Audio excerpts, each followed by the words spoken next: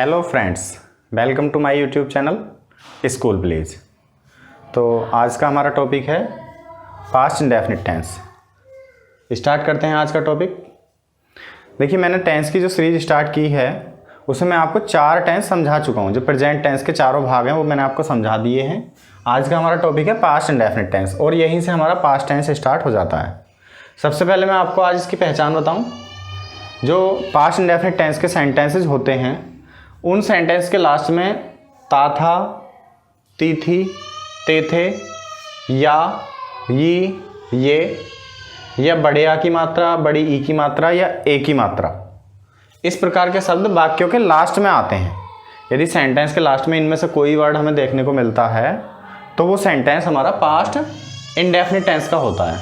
अच्छा स्टूडेंट्स, मैं एक बात और बता दूं बीच में कि यदि मेरी वीडियोज़ अच्छी लगती हैं तो मेरे चैनल को सब्सक्राइब करें, और यदि किसी प्रकार की कोई समस्या कहीं पर भी आपको आती है तो वीडियो पर कमेंट करके आप बता सकते हैं। अपनी किसी प्रकार की समस्या को हमारे सामने रख सकते हैं, उस पर प्रयास किया जाएगा उस समस्या को सुलझाने का।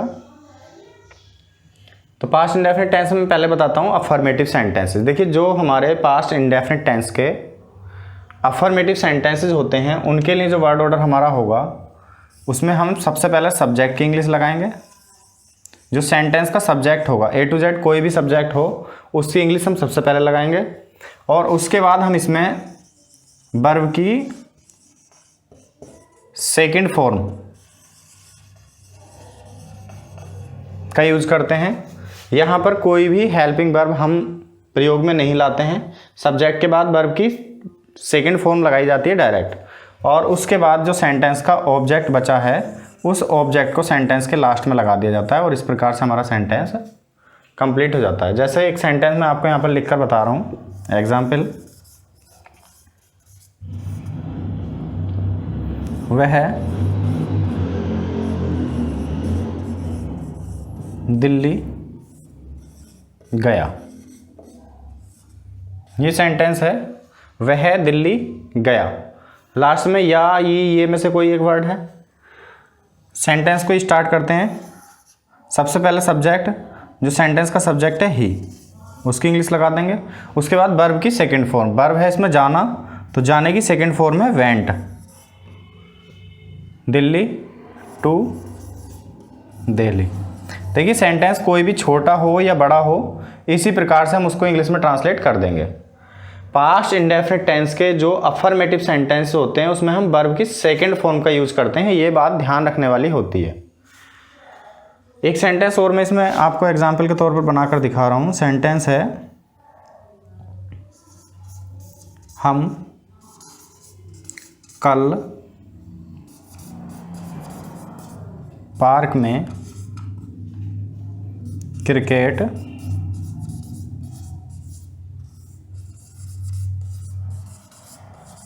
खेले थे। देखिए, इस प्रकार के वर्ड भी सेंटेंस के लास्ट में हमें देखने को मिल सकते हैं।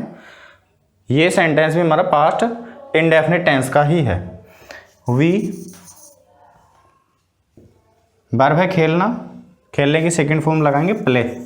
प्ले की सेकंड फॉर्म है प्लेड। वी प्लेड, क्या खेले थे? क्रिकेट। फिर है पार्क में, इन द पार्क, और फिर इसमें इंग्लिश लगानी है हमें कल, यस्टरडे। इस प्रकार से हमारा सेंटेंस पूरी तरह से इंग्लिश में ट्रांसलेट हो गया।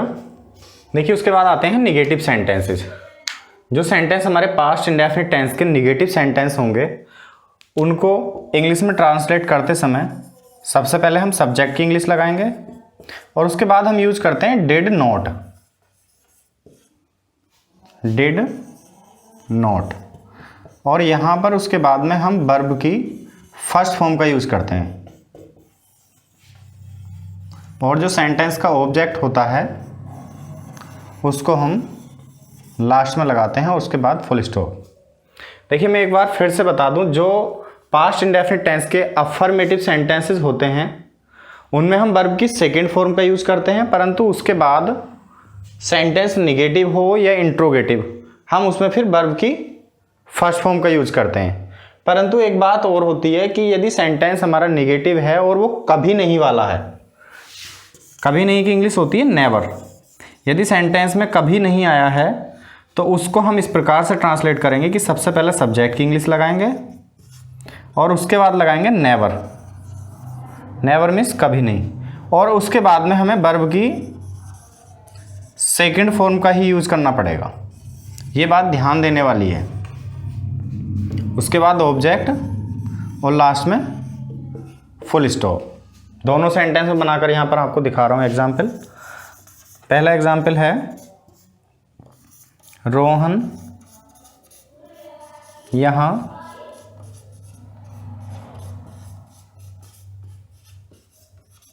नहीं सोया।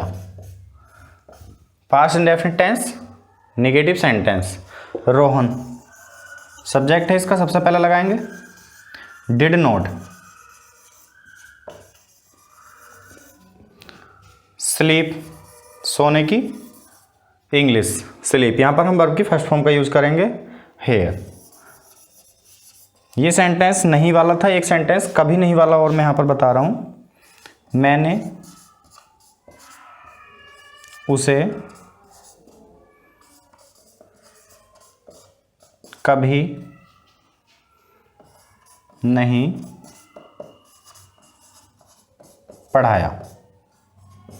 देखिए ये सेंटेंस है, इसको हमें इंग्लिश में ट्रांसलेट यदि करना है, सबसे पहले हम लगाएंगे सब्जेक्ट मैंने। जिन सेंटेंस में ने जुड़ा हुआ होता है सब्जेक्ट के पीछे, उसकी हमें इंग्लिश लगाने की जरूरत नहीं होती है। ने ये इसका कर्ता चिन्ह है, ये इसके साथ में जुड़ा हुआ रहेगा केवल। तो यहाँ पर केवल हमें आई लगाने की जरूरत पड़ेगी। मैंने आई। कभी नहीं की इंग्लिश लगाएंगे नेवर। फिर लगाएंगे वर्ब की सेकंड फॉर्म टॉट हिम। देखिए सेंटेंस में केवल यदि नहीं दिया गया है तो उसमें डिड नॉट लगाकर वर्ब की फर्स्ट फॉर्म का यूज करेंगे, और यदि सेंटेंस में कभी नहीं दिया गया है तो फिर केवल नेवर लगाएंगे और वर्ब की यहाँ पर सेकंड फॉर्म का ही हम यूज करेंगे। देखिए उसके बाद आते हैं हमारे इंट्रोगेटिव सेंटेंसेस। इंट्रोगेटिव सेंटेंसेस मैंने बताया कि इंट्रोगेटिव सेंटेंसेस दो टाइप्स के होते हैं, इंट्रोगेटिव फर्स्ट टाइप और सेकंड टाइप।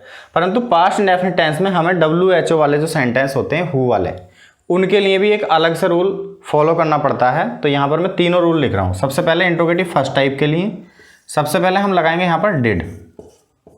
उसके बाद जो भी सेंटेंस का सब्जेक्ट होगा उसकी इंग्लिश लगाएंगे। यदि सेंटेंस में नहीं दिया गया है तो नोट यहाँ पर लगाएंगे।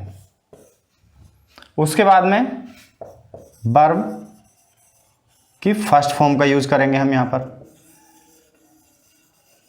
और लास्ट में ऑब्जेक्ट लगा देंगे, और इसके लास्ट में फुल स्टॉप लगाने की बजाय क्वेश्चन मार्क लगाया जाता है। इंट्रोगेटिव सेकंड टाइप के लिए सबसे पहले क्वेश्चन वर्ड की इंग्लिश लगाएंगे, उसके बाद डिड,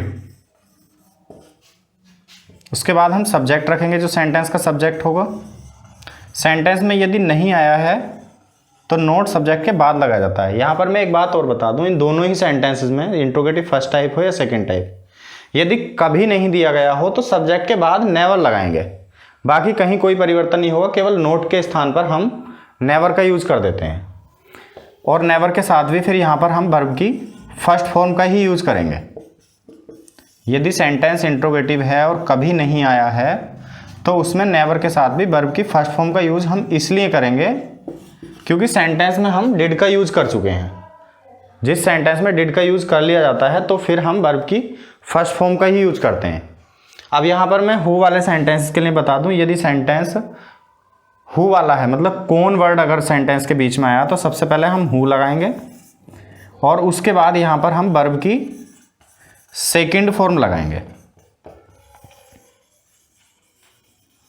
और उसके बाद जो सेंटेंस का ऑब्जेक्ट होगा उसको लगाएंगे, लास्ट में क्वेश्चन मार्क।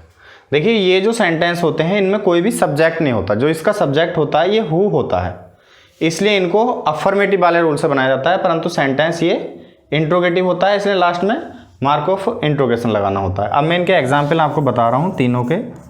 सेंटेंस नंबर 1 है, क्या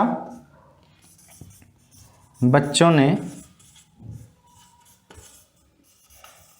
फूल तोड़े।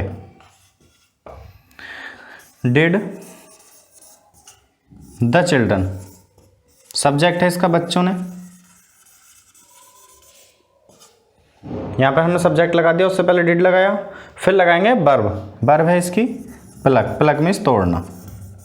Did the children plug the flowers. इस प्रकार से ये सेंटेंस हो गया हमारा इंग्लिश में ट्रांसलेट। अगला सेंटेंस है नंबर 2, सिपाही कब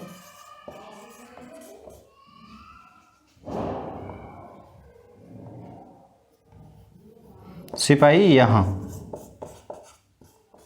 कब आया था। सबसे पहले हम कब की इंग्लिश लगाएंगे व्हेन, फिर लगाएंगे हम डिड। The policeman. देखिए सबसे पहले क्वेश्चन वर्ड, उसके बाद डिड और उसके बाद ये हो गया इसका सब्जेक्ट, और फिर लगाएंगे हम वर्ब। वर्ब है इसमें कम, आना, और फिर लास्ट में जो वर्ड बचा है उसकी इंग्लिश लगाएंगे हेयर, और लास्ट में क्वेश्चन मार्क। एक सेंटेंस में हु वाला और बता रहा हूं यहां पर, तुम्हें अंग्रेजी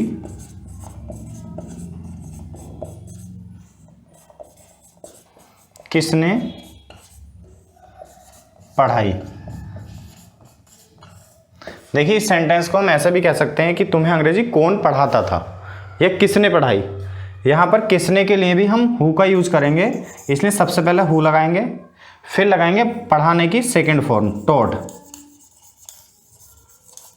फिर इसका सब्जेक्ट तुम्हें, और फिर सब्जेक्ट नहीं सॉरी ऑब्जेक्ट, और उसके बाद इसका हम दूसरा ऑब्जेक्ट लगाएंगे। देखिए कुछ सेंटेंस ऐसे होते हैं कि उसमें 2 ऑब्जेक्ट यूज किए जाते हैं। जिन सेंटेंस में 2 ऑब्जेक्ट यूज किए जाते हैं उनमें कौन सा ऑब्जेक्ट हमें पहले लगाना है, कौन सा बाद में लगाना है, मैं अगली किसी वीडियो में आपको इस चीज़ को समझाऊंगा। जिन सेंटेंस में 2 ऑब्जेक्ट होते हैं उनमें एक ऑब्जेक्ट इनडायरेक्ट ऑब्जेक्ट होता है, एक डायरेक्ट ऑब्जेक्ट होता है। देखिए जो इनडायरेक्ट ऑब्जेक्ट होता है वो सजीव होता है, और जो डायरेक्ट ऑब्जेक्ट होता है वो कोई निर्जीव होता है। तो ऐसे वाले सेंटेंसेज में हमें पहले इनडायरेक्ट ऑब्जेक्ट लगाना होता है, उसके बाद हम डायरेक्ट ऑब्जेक्ट लगाते हैं। यदि हम डायरेक्ट ऑब्जेक्ट को पहले लगाएं और इनडायरेक्ट ऑब्जेक्ट को बाद में लगाएं, ऐसा भी हो सकता है, परंतु फिर हमें इनडायरेक्ट ऑब्जेक्ट से पहले कोई प्रीपोजिशन का यूज करना पड़ेगा। ये चीज़ मैं आगे किसी अपनी वीडियो में समझाऊंगा, इसलिए केवल यहाँ पर इतना ही ध्यान दें, और इस प्रकार से हमारा ये टेंस भी कंप्लीट हो जाता है। देखिए लास्ट में मैं आपको एक बात और बता दूं कि यदि मेरी वीडियो अच्छी लगती हैं तो मेरी वीडियोस को लाइक करें। किसी प्रकार की कोई समस्या है तो वीडियो पर कमेंट करके आप मुझसे डिस्कस कर सकते हैं। यदि टेंसेस के अकॉर्डिंग किसी अन्य पुस्तक से भी आप एक्सरसाइज बना रहे हैं, या आप इंग्लिश कहीं दूसरे माध्यम से सीख रहे हैं और वहाँ पर भी कोई समस्या आती है, तो मेरी किसी भी वीडियो पर कमेंट करके आप मुझसे कोई भी समस्या पूछ सकते हैं। और मैं एक बार फिर से कहना चाहूँगा, यदि मेरी वीडियो अच्छी लगती हो तो मेरे चैनल को सब्सक्राइब करना बिल्कुल ना भूलें।